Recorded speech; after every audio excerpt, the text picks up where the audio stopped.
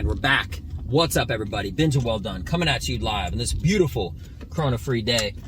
Today is Saturday, May the 15th at 10:32 in the morning. How are you doing? So here's the thing. When should you be strategizing? Short answer, always.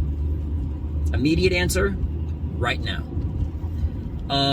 Between right now and always, that's when you should be strategizing. And what for what specifically? Everything.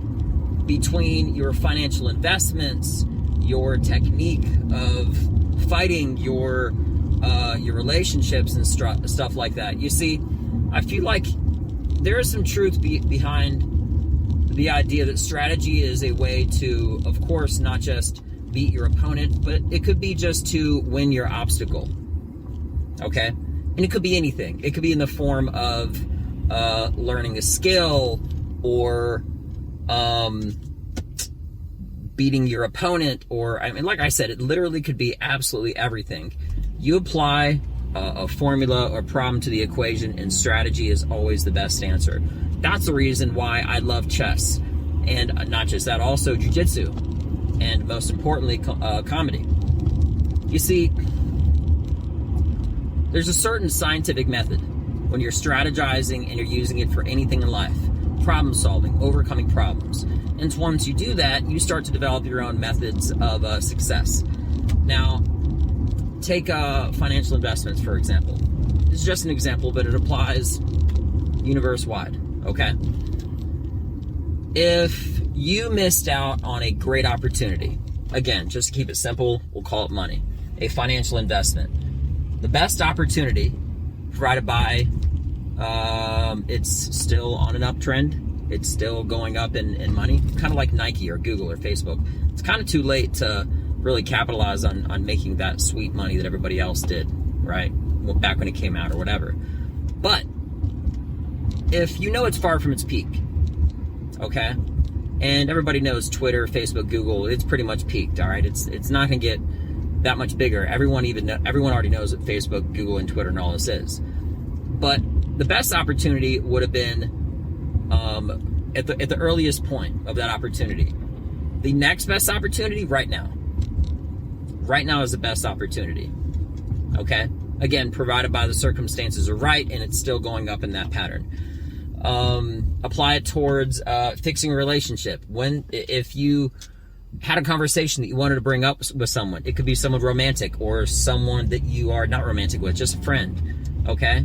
And there was a moment that happened in a conversation that you could have brought something up to actually, not directly, but because it was already in the air, so to speak, get into a topic that was kind of not that easy to get into because of certain sensitivity or something like that.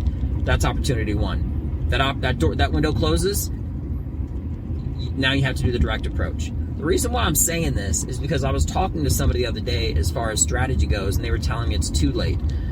And I completely negated with what they were saying because the room for growth, if you already know that there's room to grow, there's room to correct, there's room to fix, okay? And I believe that basic strategic philosophy of best time is early, next best time now, okay? But when you should always be looking for these strategically is always. It is important. It is necessary. It is mandatory. There's no way of getting around it. That the best opportunity to do something is this very moment. Which brings me to my next topic, which I will talk about next week, which is pressure and actions. There's a weird thing that happens when the essence of in a sense, I don't want to say losing time, but in a nutshell, losing time. In that essence, you sort of like, in other words, you procrastinate until the very last minute. There's something very weird that happens when you feel pressured by the constraint of time, okay? Or not pressured, but you just know that it's enclosing on you up into when X, Y, Z, you name it, is actually due, and it's supposed to be done or something like that. It could be a project or taking out the trash or mowing the yard before it starts to rain. And there's this weird energy that happens right, I'm might as well get into it. I'm getting it already. As that opportunity, that window of opportunity is getting close and you're closed, that's when people feel the most motivated. Now, it's a strange thing, but psychologically, it happens to everyone, okay? The only difference is if you know the trick, that's how you're gonna feel, okay? My opinion, the easiest way to feel that, even when it's well ahead of you, is make some sort of a dedicated, make an earlier deadline for yourself. So in the military, for example, they call it a soft time and a hard time. The soft time, and this is so you aren't ever late, but this also extremely helps with procrastination. And if a project is so big, break it up into sections. So every single day, whether it's your workout routine or a project or something it'll take several weeks, months, maybe even years, you have an incremental goal that you've broken down systematically and purposely for that exact reason. So you know you're not getting behind. And if you even get behind a little because you're working so much and you just didn't get everything finished in one day, that you know you have to work in overdrive tomorrow to make your goal. When you break up an entire staircase into steps, you make it go from a big task that you actually could potentially maybe spend hours, minutes, whatever, however long, daunting and thinking about how long it'll take to do that task, not being productive, to incremental steps. And say, if I just make that first step, if I can just make that first step, that's all I got to do. And once that goal is checked, before it's finished, make sure you have other goals behind it. Once you get this first step, try to finish the second step. But my whole goal for the first day is just that first step of this 10-step project or whatever, okay? But if you realistically know that it'll take 2 days to do that first step, like I said, break down as much work as possible you can maybe get in that day. So you're essentially always creating deadlines for yourself, always adding pressure to yourself. And by you doing that,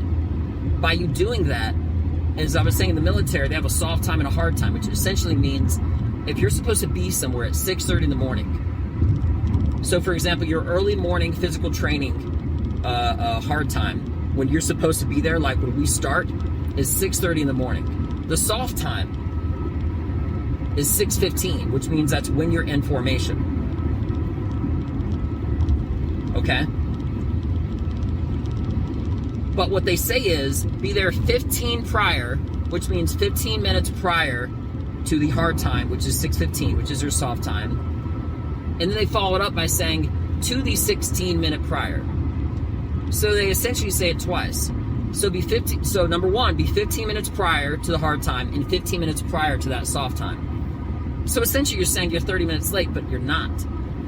You're adding pressure and you're creating a 15-minute deadline before the soft time, before 6:15. So you're trying to arrive there at 6 o'clock. Now, if you're not there, that's fine, because even if you're a few minutes late, it doesn't matter, because you're not late. You're still there before 6:15. So essentially, by creating these expectations and time constraints, you're forcing your drive as far as it completely eradicates, takes away the illusion of time that you have so much of it, and it constrains it, and it shows you how you don't have time. Because in all reality, you essentially don't. Now, which actually brings me to another small saying that they actually have in the military, which is early is on time and on time is late, which pretty much means if you really want to be on time, be early. Because if you're there at 6:30, people are walking in at the 6:30 morning formation. That pretty much is the equivalent of translating to, like, if you were about to start a college test, it starts at 10 a.m. and you walk in at 9:59, everyone's going to be staring at you. It's distracting. It's not right. It's impolite. It's rude. Don't do it. All right? So, yeah, essentially, if you can follow those two essences of reality, it's like a psychological, not a trick, but it's a truth, a psychological truth to helping you not just be better in every possible way, in my opinion, okay, but to get yourself into more forceful actions quicker, on a more immediate, faster paced kind of a way. Because when you remove the obstacle of wasting time and you go straight to the deadline, even though you're beginning your project with that essence inside you, psychologically, you're already starting on the back nine. You're already starting at the end. So you start busting your ass immediately. And even if you're late, you're not late, because early is on time and on time is late. So if you remember anything from this at all, just remember this. I want you to be strategizing. Always. That's the best right there. And when is the best time? Right now. The next best time? Okay? Still right now. All right? So between knowing when you should be strategizing your movements, which is always, and if you miss that first opportunity, okay, to do it right now, you can still catch up. That's like a two-part number one. And number two is the psychology of time constraints, which is when to do it. Once you've made your plan, when to act on it, right now. And if you miss that opportunity, okay, because you should always be acting on it, you do it the first moment that you can. And you do that by creating deadlines and breaking up your goal into different tasks according to how long it'll take. I know I'm sound like I'm coming out of left field, but I'm really not. This is really, really important stuff. This is why I was going to break it up into 2 videos, but I'm not, because I already started getting into it, so hell, why not? I may still do a second video just having to do with time constraints. More than likely. But I think all of this is really important because, like I said, this whole video is to essentially understand my logic, my train of thought, and how I think. This way, when you see me off stage, okay, from doing comedy, you'll understand more also the psychology of not just how I think, but how and why I deliver my lines and my information and my beliefs and my thoughts that I do. Why I express myself the way that I do. Because I believe not just in what I say. To me, it's fact. It's not like a belief. It's a fact. Like math. Math is undeniable, and so is what I'm saying to me. And I truly believe that the only way I can accomplish anything is, first off, by strategically always trying to get ahead of my goal, of my enemy, of my opponent, of my challenger, my problem. It doesn't matter. Okay?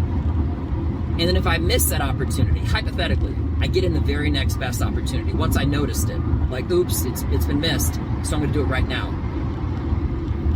So you essentially have 2 core actions. The first is the strategic action of planning. When to do it, now, always. The second is when to follow through. Again, always, followed by now. When you strategize, always. Next best time, now. When you follow that plan that you've strategized on, always. The second you got it ready, do it. And if you don't, do the next best moment, which is right now. I love you guys so much. I appreciate your support. I really wish so people would look on YouTube, they could actually see how many listeners I have compared to viewers, because of busy day, busy age, busy world, etc., you know. But there's a lot more out there that are listening. And maybe, just maybe, something that I said made a difference. And if I did, I'm glad I could help you out. And if anything, at the very least, this is for me too. By me saying something, kind of like if you teach something, okay, you point out stuff and it makes you a better student. Well, that's what I'm doing to myself.